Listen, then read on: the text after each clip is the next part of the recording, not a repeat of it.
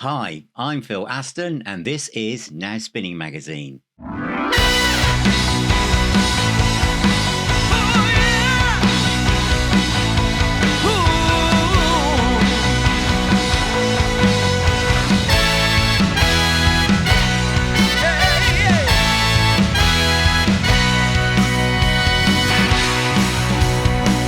Hi, Phil Aston here from Now Spinning Magazine, and welcome to this very special series looking at the 10 years that Cats in Space have been together. With me is Greg Hart and Stevie Bacon, founding members of this fantastic rock band. This is episode 4, and we're going through each album in turn. And now we've got to 2020, and the album is Atlantis. This marks a new beginning for the band. Paul Manzi, the excellent previous vocalist, made 3 fantastic albums, and the band were at a point where everything was just looking as if they were just taking off into the stratosphere, and then Paul went on to pastures new to join the Suite. What were the band going to do? Who was going to come in to replace Paul? What happened next? Well, along came Damien Edwards on his gold chariot to save the day. We kind of knew Dames from a 70s theatre show that we've been running, for several years, quite a few years. And Dames came down to Depth for us a long, long time previous to this. And we didn't know who he was. We just knew that he'd done War of the Worlds, so he must be really good. Yeah. And he'd done Past Nathaniel, so he'd done Phil Lynott. So as far as I'm concerned, there we go. Yeah. And I just remember he came down to this. I'll never forget this rehearsal we did with him for the 70s show. And we used to do songs like Puppy Love and Daydreamer, and then we do We Are the Champions and music by John Miles. This guy could sing the card. We're talking, he could sing like a 13-year-old Donny Osmond, or he could sing like Freddie Mercury. Unbelievable range. So I worked with him for quite a few years, and every night I was like, this guy can sing the phone book. I mean, he's just a brilliant... But he'd only done like tribute shows. It wasn't really an original singer as such. So when Paul left, bearing in mind... Now knowing what was going to happen, with COVID was literally round the corner, we just thought, well, nobody's doing anything. Are we going to be able to even function as a band? We've lost a singer. The whole wheels have come off the game. What are we going to do? So we said, we'll just carry on. How are we going to do that? Well, luckily for us, Ian Capel, we'd now moved to another studio, and Ian had a studio up in the Ashdown Forest, which is isolated. Beautiful farmland. You couldn't be in a better, more out of the way environment. So we was allowed to work. And so I called Damian up one day and I said, Dames, did you fancy, we're looking for a singer, and he knew of Cats because he'd followed us, obviously being in the other band, and he loved the band. But I didn't quite know how much Damian's really did like the band, to be fair, because he's quite a, unassuming person, is our Dames. But he loved what we was doing, and he loved it, and he liked The Who, and he liked Queen and stuff. And I went, do you fancy, because we need to get someone that is really going to smash us up a level. I know COVID's stopped us all from working, but we just want to make another album. So at least we can try and keep the momentum going while we're locked down for 7 weeks, as we all were. Just the 7 weeks, and maybe a few months extra, So we didn't know how long that was going to be. And he said, well, I'm not doing anything at the moment because I can't gig. He said, so how are you going to do it? I said, well, we're working on a farm. So you're allowed to come up in a bubble. So, as it was. So he said, well, I'm not doing it. Yeah, I'll come up. So told Stevie. Steve, you kind of vaguely knew Dames from the Supersonics, didn't you? Yeah.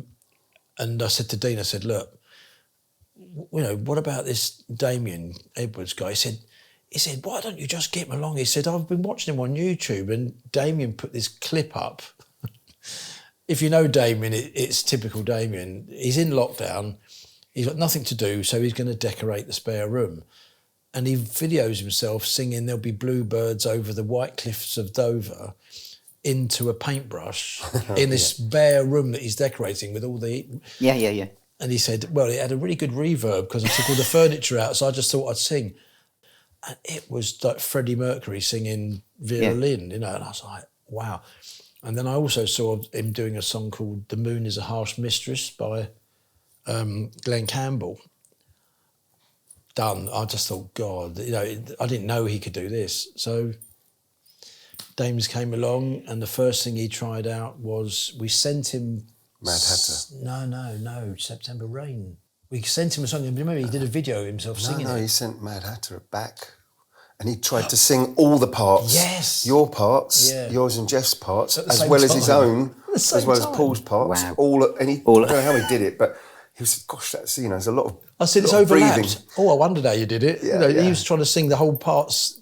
Yeah, we were we were already tracking the album at that point. Yeah, because you already got a lot of the album planned out. Because I was just wondering, once you realised what Damian could do, did it change your writing style? Did you suddenly think, oh my God, I can now add extra?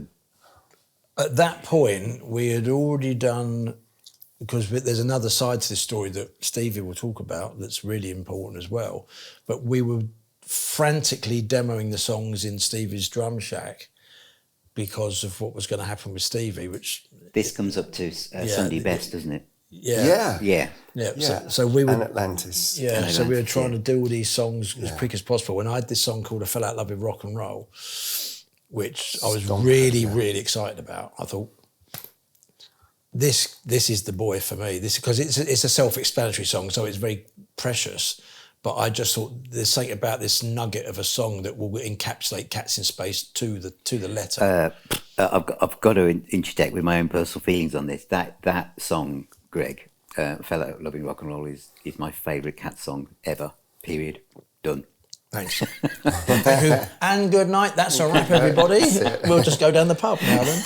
But no, it's I'm a firm believer that you create the most magic in a song when it's coming from the heart, when it's coming from a real place, not just a fiction kind of loose label about an idea, but something that is really deep and accessible. And that is one of those, one of those songs for me. So we'd had these songs ready to go, and I'd done my usual warbling away doing the demos and stuff. But like I said, Dame sent back this Mad Hatter thing. We went, well, we know he can sing, we just need to get him in. So he sang September Rain and 259, the piano version of September Rain. It's like, oh my goodness me. And he just elevated, and we're not dissing Paul Manzi whatsoever because he's a phenomenal, he's a completely different singer. But Dame's brought in the theatre that we think we needed to have in our writing. So yes, we were... These songs, if Damien can get hold of these songs, they will become more theatrical, but he can do the rock stuff as well. So it was kind of a bit of a mishmash. By the time he came in, a lot of it was done. So when he came in on the first day, and I was very excited because I said to Ian, I said, hold on to your hat, mate, this guy can sing. You won't get any two takes out of him. Ian, bless him. I know. Oh, I'm looking forward to this. He said, so he's back to you. Beavering away there, and Dames comes in. He said, "What do you?" He said, "I'd quite like to go with that." You sent me a song called "Seasons Change." I said, "Well, yeah, that was going to be on Scarecrow." Scarecrow, yeah. And we said, what a tune. He said, I said, "Oh, well, okay. Well, it'd be a cheeky little extra bonus track then." Yeah. Ian's sitting there hunched over there, hits play, and Damien does Seasons Change in one take, which is what you hear on the album. That is one take. And those ad-libs at the end. At the end, we left them in, didn't we? It was meant to fade out. It's meant to fade out. We just went, how can you stop the man? It's got to stay. Was that set at the end of I Fell Out Love with Rock and Roll? Was that part of your vision, or was that Damien literally, that bit at the end of that song? I mean, even on the video. It's just like... it was awesome, isn't it? It was a throwaway that when... Really? Wow. I wrote the song on the piano in about 5 minutes. It's one of those really, really quick, the quickest thing ever. And I thought, it's somebody else's song, but I'm going to run with it. It's Mott the Hooper or something. But it's one of those, every now and again you can get away with that chord progression if it's coming from the right place. Yeah, absolutely. And at the end, I was mucking about and I was thinking... can I get away with going, yeah. McCartney, yeah, let it be. Oh, Robbie Williams, yeah. Who cares? You know, so yeah, that became that. That's brilliant. So Damian did he did Spaceship Superstar. Yeah. He did Fell Out of Love and Rock and Roll. He did Seasons Change, and he did something else in one day. Listen to the radio. And then he went home. I said, mate, we don't 4 lead vocals that were absolutely off the scale in a day. And he said, you better go. You got a long drive back to Devon. You know, off you go type thing. He went, okay, yeah, great. Well, let me know when you want some more done, and I'll come back up. And I said, yeah, okay. And he went away, and the door shuts. It was silent, and Ian Capel went, well, he's the best singer I've ever recorded in my entire career. And he was gone, gone. Capel was gone when he was just like emotionally gone. It's like, wow. I said, it's good, isn't it? He went, I've never heard a singer that can do that to that level. He said, look, and he had it on the screen. He said, look, timing. With so much humility. Yeah. Pitch. Yeah. Phrasing. Perfect, yeah. He said, did he? I said, Ian, I swear to God, mate, I did not know he was going to do anything like that. I didn't know he was going to do any ad-libs whatsoever. I've never heard him sing original stuff apart from these little demos of Mad Hatter. Yeah. And we just sat there and went, we've got gold. We've got this is a real step up now. So we got terribly excited about it. And this is all during COVID, you know, when things weren't so great. And Stevie at this point, as I think we need to move over to it, I was doing all this while Stevie was going through what he was going through. So Stevie, you mentioned Sunday Best as one of the songs that you wrote the lyrics for, but obviously you personally were having your own major events that were outside of the band, weren't they? Everyone knows that, you know, I like to keep myself fit if I can, look after myself. Obviously, rock drumming's not for the faint-hearted. No. So, as you all know, I was born at a very young age with, weirdly, a heart deficiency that I didn't know about until about 15 years before I joined Cats in Space, or we built Cats in Space. So I knew about it, but it was there bubbling in the background. So at some point, I needed to put my hand up and take a very risky decision to have what's called elective. I didn't need to have it, but I decided to get it done and dusted, and have this very serious operation done. And I'd said to Greg, look, man, I hate to say it, but it's sort of 50-50. It should work. It's meant to work, but what if it doesn't? I really hope it doesn't mess things up. He was going, you'll be all right. You're you. I said, yeah, but you just never know. So, and Greg said, what's the recovery time? And I said, well, it's meant to be 16 weeks for this full chainsaw through the chest, all the open surgery. And he said, well, how the hell are you going to play drums? And I said, well, valid question. It's difficult, but me, I'll work our way around it.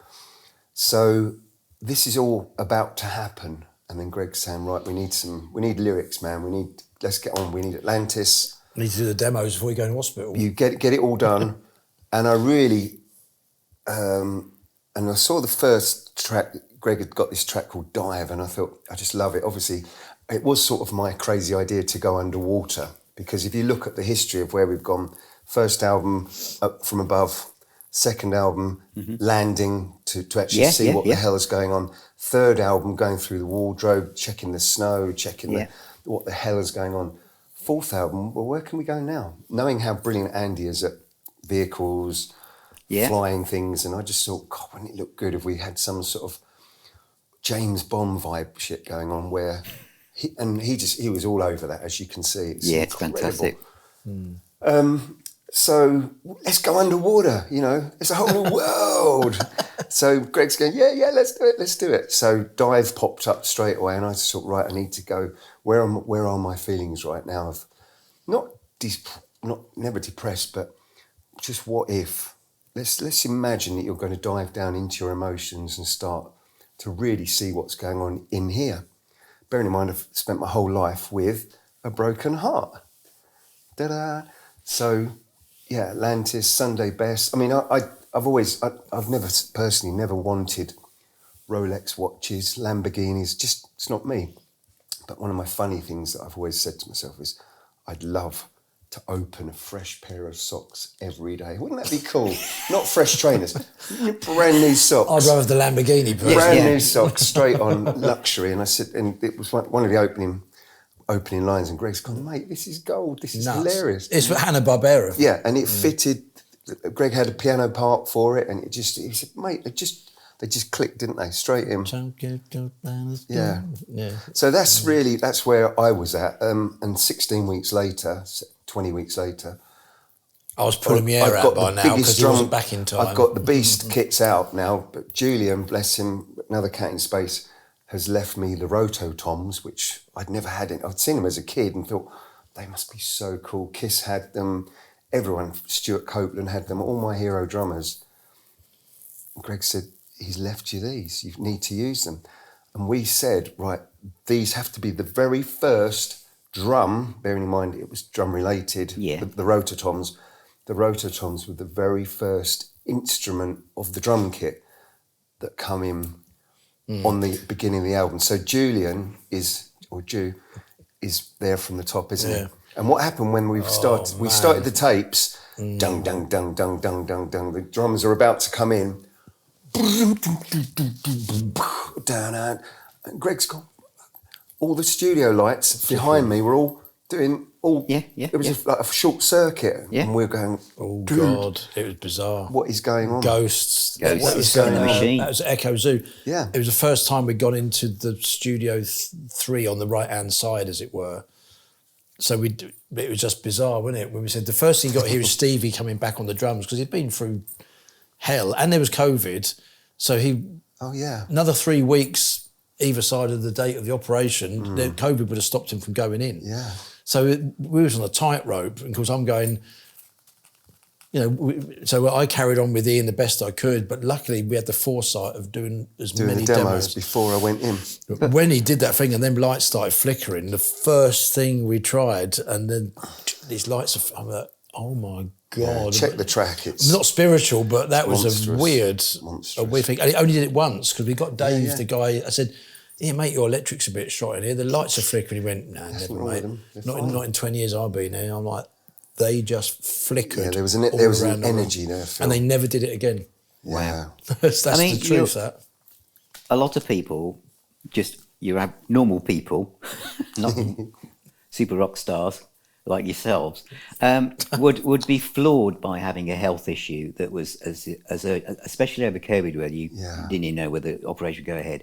But you managed to think, right, I've got this happening. It might work. It should work. But I can put these drum tracks down. There was never any issue of, we might have to look for another drummer, Stevie. We can't put. There was none of that. But these boys were Def Leppard, mate. Yeah, you're part of this, and you're coming with us. And Greg wouldn't have it any other way. But your mental approach to this was obviously very positive. You thought, okay, I'm having this done, but I'm going to be fine. Yeah. That's what. I mean, that's that's very kind of. Remember Zeddy sent me that picture through when he had his op, because I said I'll be there when he wakes up, and Zoe said he doesn't want anybody. I said, of course, by now COVID is all. So I said, no, I'm going to come down. I won't be able to cope if I don't know he's come round from the anaesthetic and that. So I wasn't able to go down there, and she sent me a picture through of him doing that in the hospital bed. I was so lucky. So lucky. That's a fantastic story. Weird timing. And then... But my band were there. Yeah. There they were waiting. Jeff was locked over in Belgium. So when we was... Oh, God, this gets worse. Jeff? So before COVID lockdown started on that Tuesday, was it? I think it was Tuesday. Monday, this is the night before, Jeff has come over to do some basses. He was in the UK because he lives in Belgium. So he's in with me and Ian Capel. Steve is in hospital. My dad is seriously ill, and unfortunately he was on the path out as well. So we had that going on. So we had everything going wrong. And Jeff's there wiggling away, playing the bass. I went, oh, thank God for Jeff. He's still giving it large. And we were sitting there. And we had one eye going, this nonsense going on about this kind of lockdown nonsense. And I'd heard about it the week before up in London. I was doing a thing at Olympia and we was told that Europe are going into lockdown. I'm like, not interested, no nonsense. So Jeff's playing away, and it got to 6 o'clock in the evening. He's done about 2 bases, and he was doing what's the nutty one? Oh, sorry, I should know Sunday this. Best. No, he was doing Revolution. Oh yeah. Like no. And then his phone goes. He went, oh, sorry, I better get the phone. It's his wife on the phone in Belgium saying, Jeff, you must come home immediately. Belgium's going into lockdown. He went, what? He says, we're going into lockdown tomorrow. This is Monday night at 6 o'clock. Oh, And he's like, no. shit. He took his bass off. It's another Dean Howard moment when he had a heart attack. He took his bass off, and then he says, I've got to go. And it was the one day that Jeff didn't go in his van to the studio. He came with me in my car. Don't know why. I think he wanted to save the petrol that particular day. Normally Jeff would drive his blue van. He could have gone from the studio in his blue van straight down to Dover, got across, no problem. He said, oh, Greg, we've got to go back to your house. It's the other way, and it's an hour the other way. So we had to drop the thing, Oh, my God. left Ian in the studio, got Jeff back, and he got the last ferry over before it locked down. Otherwise he'd have been stuck in the UK with nowhere to go for what turned out to be months. Yeah. So we had that going on at the same time. So the whole album is starting to become this big emotional roller coaster with a new singer that's singing like a god. And we're going, only we could do this, you know what I mean? It's also, I think, the first album in the series to me that's really what I would say is cinematic in its scope. And it's the Cats Around sound. Yes. Yes, it is. Cats Around sound. Come on, Jerry Anderson. But I think it, maybe because Damien's on board as well, but there's something about it that to me is like it's a total push forwards from what's done before. All the other 3 albums are fantastic. They all sound like the Cats of Space. But this one seems to have an extra polish on it, an extra layer. They're really emotional songs. They really kind of hit you. And there's something about the lyrics about Cats in Space where you're very observational on something about life, social media, lots of these things. Inquisitive cats. Inquisitive cats, but you do it in a way that's kind of kind. So I know you mentioned earlier, before we started this, that sometimes some people will say that the lyrics can be a bit negative or whatever, but I don't think they are. I think they come from a position of, they're heartfelt, but they're very observational. They point things out that are important, but they put a spin on it that makes you feel involved. Don't be like that. Maybe be we like shouldn't- that. maybe we shouldn't be doing this. Yeah, we're not teaching people. Yeah, We're not teaching people to suck eggs, but it doesn't hurt sometimes to write a song where you can just say, you're probably thinking that as well, so are we, but let's not do that. Yeah, because I think that there's quite a few songs on here that kind of are like a transference of emotion from you as musicians and creators to the audience. I mean, obviously, I've said that Falling Out of Love with Rock and Roll is one of my favourites, because I understand it from your perspective as a musician, seeing how the world has changed, and I love the video, and it shows like Queen, Stay at the Races, and all this stuff. But even from a fan's perspective, it brings kind of an image of nostalgia, but not in the fact that it's gone and past, but it's part of the next step in your own life journey. Yeah, if that makes sense. Yes, absolutely. It's a positive step forward, and I think that's what I mentioned. That's what you were saying about, some of the fan base, it might be in the 50s, 60s or 70s, but it isn't all looking back. And I know, I imagine in your mind sometimes it's 1976 quite a lot. pretty much all the time. It pops into 1979 occasionally, and it goes back to 73. But I think it takes it also, it's very reassuring. There's something about the music that makes you feel good. It's a major key. Fell Out of Love with Rock and Roll is purposely done in a major key, because at the end of it is uplifting. It's not. It's about, I fell out of love with rock and roll because it went down a pathway that I didn't like and led me into some really dark places that is not for public viewing. But I went down the rock and roll route that could have killed me. You know what I mean? And I saw a lot of people in London at that time that I was rooming with, or I was going down the marquee with, and we were all from the same age. And when we all our dreams were shattered by grunge and all this kind of stuff, and record labels changing all their changing tack. Thunder became one of the casualties as well. Eventually, there were some horrific tales, and it affected people's mental health, and it made people go down a pathway that they were forced to do because music was dead. I thought, you've got to come back from that. I mean, I was fortunate that I found what was the beginnings of the tribute world, and I went and luckily earned a living doing that, being an absolute madman for quite a few years. But the positive spin is the fact that it's in a major key. If I wrote it in a minor key, I fell in love with rock and roll and then I killed myself. It isn't. It's about the yeah at the end. It's all about yeah. Our day came back, and although the music business is shot to pieces and it's a treacherous place to be these days. It's so brutally tough. But the one thing that it has got that it didn't have before in the 80s is it has got the platform that enables everybody to at least have a go.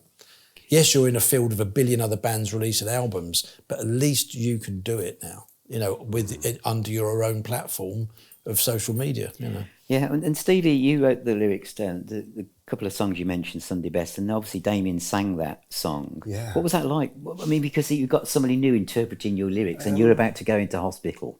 I mean, what was that like hearing somebody, because you write, I'm just trying to imagine, you write the song, you write the words, and then someone else tries to capture what you feel. Some of our songs, maybe I didn't write the lyrics, obviously the earlier stuff I didn't, but some of our lyrics I didn't actually know what was going on, because just rock singers and diction. Yeah. Damien says, I fell out of love with rock and roll, which is our longest title, by the way, ever. Just in case you didn't know. But you hear every syllable. Yeah, you do. Wrapped in a beast of a powerful. Yeah. I mean, he's going to put the lid on. Yeah. His neck muscles. When he projects, it's just. Yeah. It's fabulous. He's so powerful, and yet he gets the diction. Yeah. And I know the lyrics to a lot of us. I didn't know it was that. Yeah. So so hearing my own words from my little head. Yeah, it must have been very special. It's magical, isn't it? Greg does. I have to say here that Greg does. When we demo, I let Greg do all this. He loves singing, loves his own voice. but no, it's no one else does. But I've actually had stuff where Greg said, we dropped the vocal out. Well, because obviously it's a demo, so I'm tracking it, and I go, sorry, Greg, I don't know where I am. Can we put Greg's vocal back in? And everyone's no. But I say no. Honestly, it's really workable, because it's not in your face. It's just there as a structure. I know exactly where I am. I know when not to overplay. I know when. So there's no vocal there. Give it some, and I have to have it in there. So whether Greg sings it or Dames has already done the version of it, either and or, I love it. So I always have to have vocals in my mix. And I won't be doing this solo album anytime soon, will I? I'll sing that. Yeah. I did sing on the last album, but we'll get round to that. You did? Yeah. No, it's because our stuff, when you're trying to do a song and you're thinking this has to be that. Yeah. Damian just does it. I mean, I can't. I can do the falsetto stuff. Great. I pride myself on being a good backing vocalist because I can work in a bunch. And fairly disciplined with it. But to do a performance lead vocal that at the end of the song has to go and hit the church spire. Dames will find very notes. few can do Dames that. will find notes that don't actually exist. I think he's sung an H before, which apparently is a chord that doesn't work. But. So I Fell Out with Rock and Roll, the longest song title you have, is the song that you finish your set with, and probably always will, I guess. Yeah, pretty much. Because it's just perfect. I mean, when you first played live with Damien, what was that like? I mean, were you, out of curiosity, looking across the audience to say, what do they think of our new singer? I mean, could you actually feel a vibe coming back from them? Well, the strange thing was Damien's first gig was the Rock and Blues in Derby, and it was the first festival after lockdown before they locked us down again. We got out in the gap. We were one of the very first bands to get out in that gap because we were itching to do it. So people had social distancing. They were still wearing masks. They were like this. It was a bit weird. It was a really odd gig. And we went out and smashed it the best we could, and we had to get off site the minute afterwards. It was all very ramshackled and higgledy-piggledy, to be honest. I like the word higgledy-piggledy. So it was a bit like a blur, and we just got it over and done with, to be fair. Said, well, when we go out and do the Atlantis tour, things will be a lot calmer, which they were. And Dame's just found his feet. He's a very unassuming frontman. You know, he's not Dave Lee Roth, but when people come up and say, your singer just does it all, he just says it all. He doesn't have to do anything because he's just... his presence and his voice does all it needs to do. I said, very true, yeah. So he and Andy work so well together, don't they? Their fusion. I guess it's working from the past. They know that they're metering. Yeah. If Dames is singing just with Andy, Andy sings to replace the singer. They flux. They just fabulous. fuse together. I stay out of it. I'll wait. No, you go where you want, guys, and I'll crash the band in when we're done. But that's. That's why we always do a piano thing where we do an acoustic set or something like that. We always do a piano vocal thing. Just let the two of them shine, you know. And also we get a rest, you know. Yeah, we get a snooze, don't we, backstage on our little massage table. We go and invent a new T-shirt or something, you know. Yeah. So would you say that this album was you moving to a new level in your career? Because it's very different to the previous one. I mean, Narnia, If you made an album exactly the same as the last, obviously, I think Angus Young once said, you know, about I can't write a song that sounds like that because otherwise it's not going to work. But that's what AC/DC is. So I'm going to write a song that sounds like the last one, which is great. But this is a different machine. So we've got to keep away from what we've done.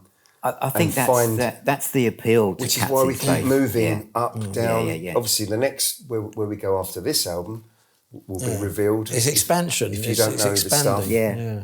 we're going to go to another territory. Yeah, I mean, I totally agree. If I buy an AC/DC album, I don't want them to vary. No, you want to hear Power Age times 10. Exactly. You know? Exactly. The other thing about Atlantis is for me, from the kind of, you know, the producer's chair, if you like, if I remember rightly, this was the album when the drums, again, you know, being the backbone of the song, we were very particular about how the drums were on the other albums, but there was still this kind of, there's a lot to get through here. So you've still got to give it a limited amount of time, albeit a lot of time. But this album, we really, really did, because we had this new drum sound, we had this rototoms, we had this kind of different approach to the backbone of the album.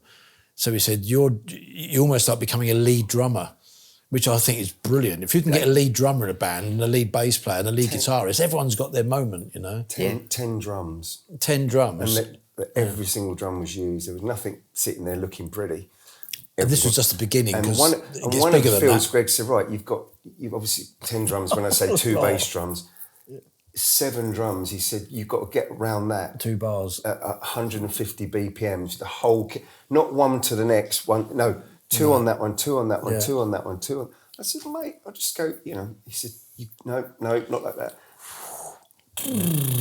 Straight round, and I don't know how I landed it, but don't matter. But it worked. Don't matter. We just got the feeling, you know. Because I said, why? He said, that is exciting. I'm not a drummer, but I love air drumming. Yeah. I said, I want to hear Fat Bottom Girls. He goes like, dad. That drum fill with Fat Bottom Girls for a hit single is like crazy thing to do. Yeah, everybody goes, Roger Taylor, you know. And I said, we need those moments on our songs. 1, because you can do them, and 2, because they're exciting. And I am a frustrated drummer, you know, and I just love hearing that, however he does all that stuff. Do you think yours and Dino's guitars changed as well not no, we bought more. We bought more guitars. more layers, more, you know, inversions. That was all starting to. Yeah, I guess that's what I'm trying to say with the evolution. I just feel that with each album, there's kind of like more cats on it.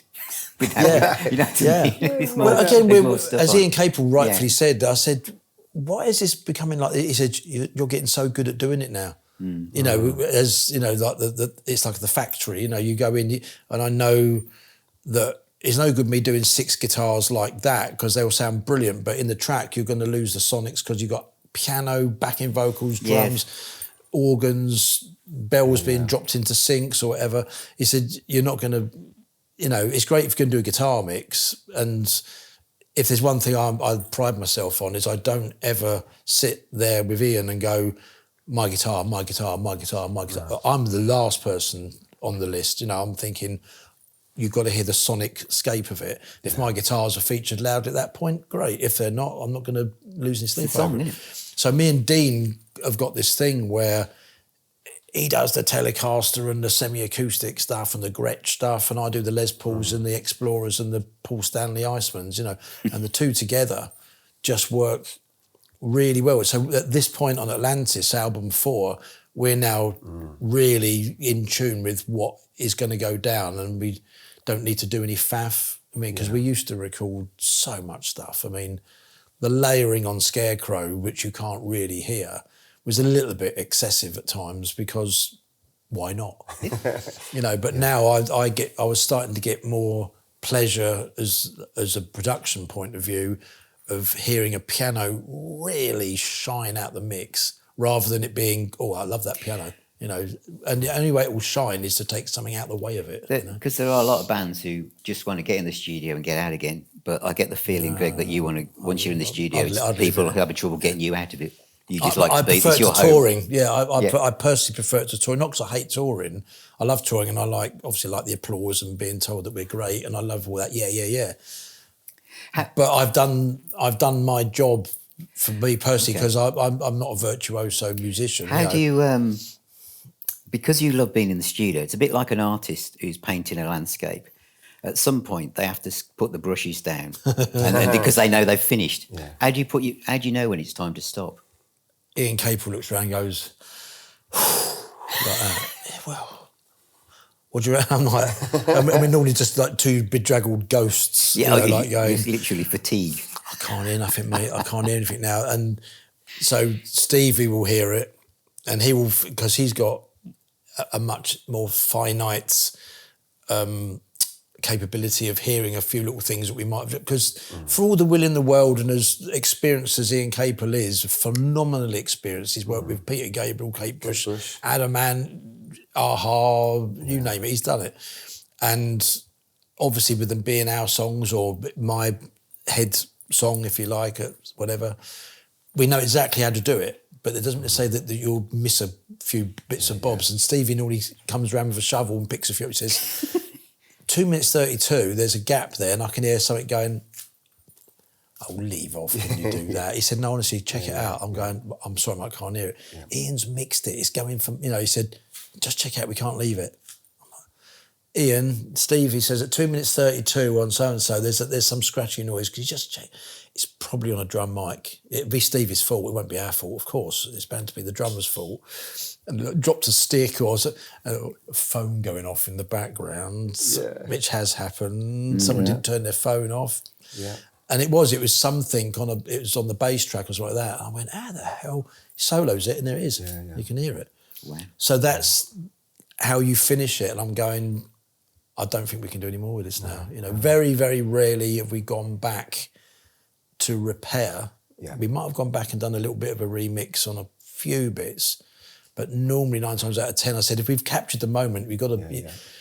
Otherwise, it's not a moment anymore. It becomes a laborious, long thing. You know, I think if you can capture a song relatively quickly and then put the bits and bobs on it, then most bands would say that's how to do it, you know.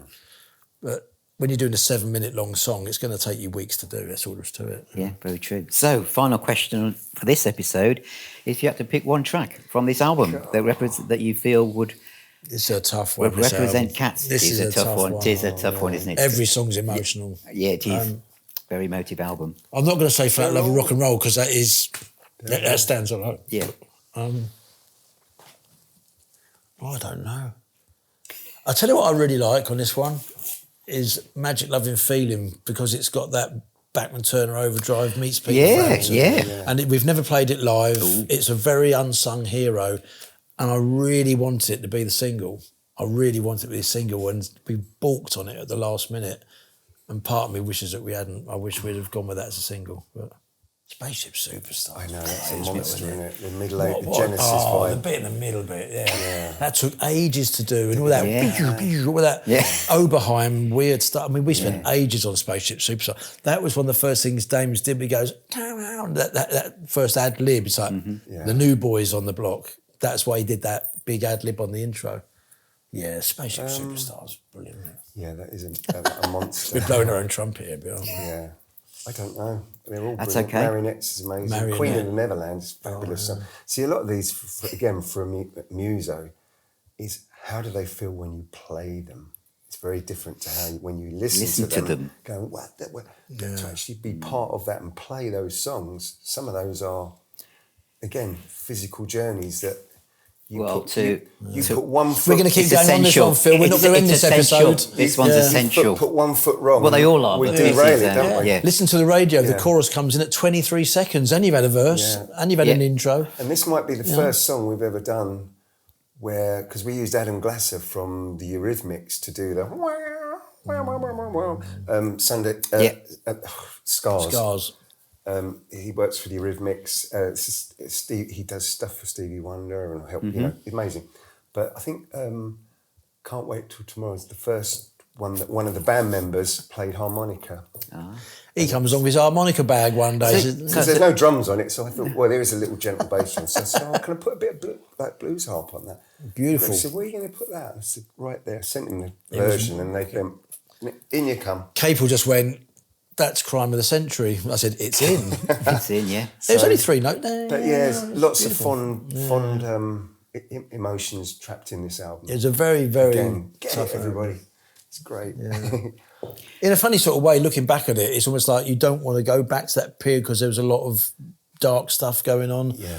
But the fact that it was an uplifting thing that happened at the end, it got us through. And ironically, it shines like a light in the darkness for a lot of the fans who buy it now who don't know that backstory, but you do now. But it's also the first time that we had to repress the vinyl as well. Because up until then, we had nailed the sales of vinyl to say we'd do 1,000, that's it.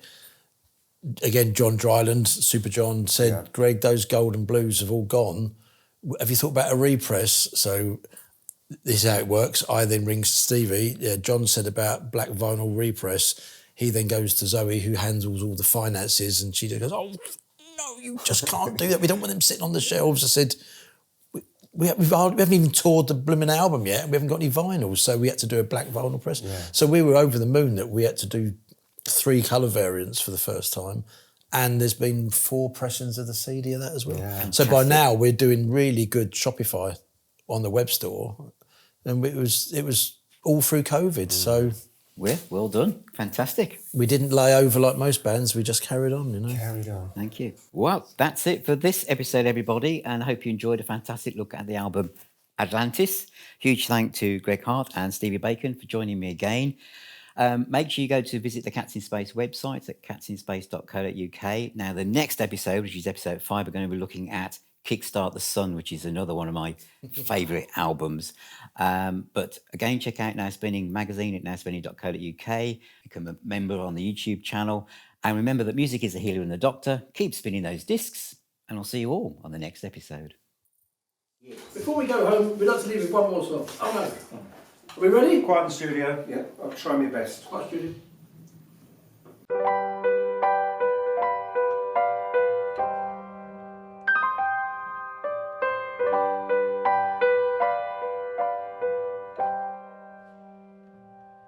I looked like a fool, got fed up with the hair.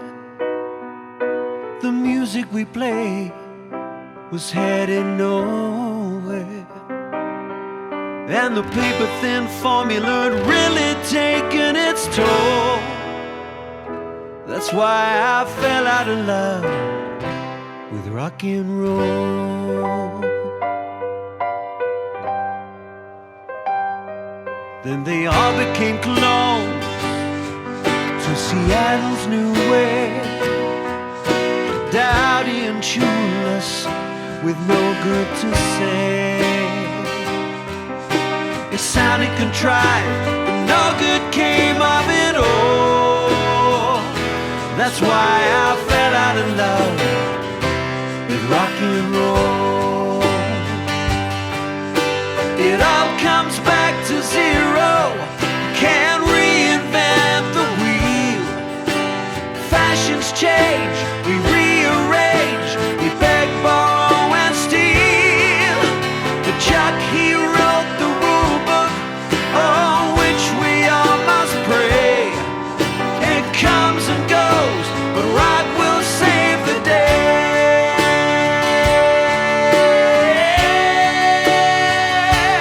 Yeah.